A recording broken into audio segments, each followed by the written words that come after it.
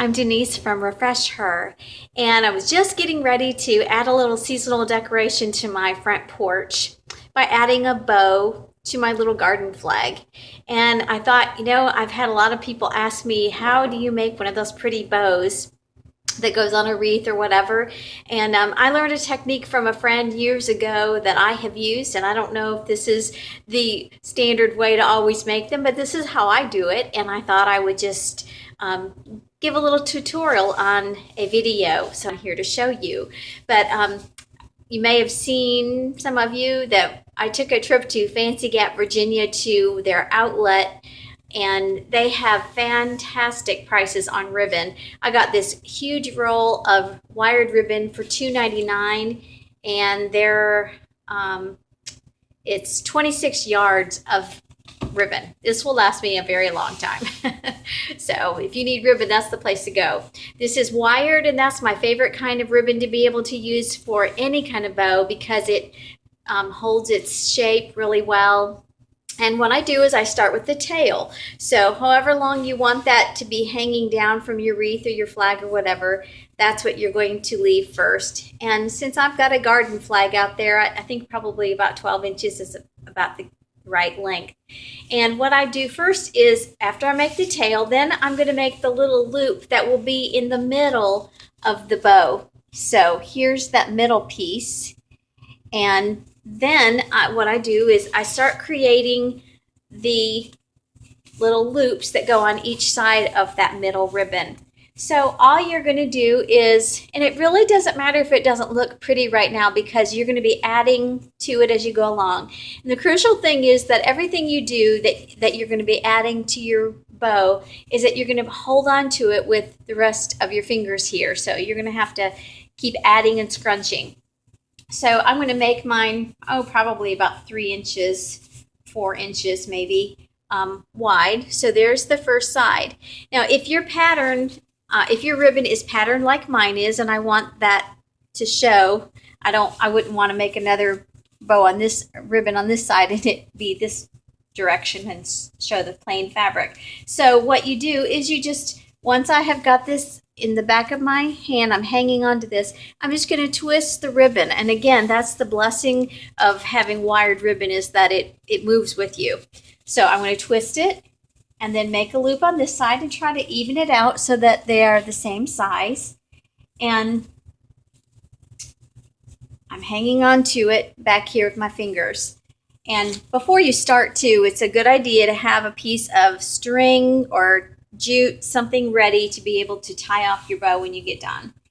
And what you do is you keep adding loops to both sides and try to make them about the same size. And again, here I'm going to twist this so that the polka dots are on the outside.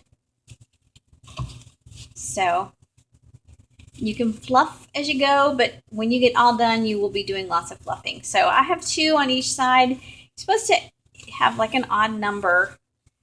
And so I think I may do either 3 or 5. Let's see here what looks best. I don't need a great huge bow because it's not like it's a big wreath or something. I just want to add a little decoration to the flag. So now I have 3 on each side, and I may just do 1 more loop, and it will end up kind of being at the top of my bow. So I do end up with an odd number. I have 3 on each side, make 6, and 1 more, make 7. So you can kind of see what I've got here. And again, I'm hanging on to everything back here. And what happens is that where you made the loop, you've just got a little place where you're going to be able to thread your string. You go through the loop and just bring it around to the back of the bow, making sure that you're securing all of the pieces of ribbon back here. And then if you have a helper with you, you can have somebody else tie it. If not, you have to be a little creative here. But we're going to tie it off. Once I get this, I can let go of the middle. I'm going to make a knot here in the back. I'll show it to you in just a second. I mean, for $2.99 for 26 yards, is that what I said, of ribbon, I mean, how many bows could you make? And they are quite expensive if you just go and buy one that's already purchased in the craft store.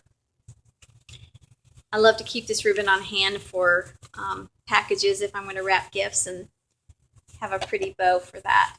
All right, so then the other thing you're going to need to do is, obviously this is still attached to my roll of ribbon, so I want to come down and make it as even as I want it to be. Just cut it off. Now is the fluffing, and again, you want this little loop that you made in the middle, you want that to be up where it needs to be in the middle, and then just pop all these others, and you're going to be fluffing and pulling out the ribbon to make it as full as it can be. Fluffing and turning. I'm trying to make it so that you can see what I'm doing. Sorry. And then the streamers are going to come down from that side. And just twist the middle part of it open. It's scrunched in the middle, just open it up a little bit. And there's a pretty good ribbon. Now what I like to do at the bottom is I like to make a point so that it's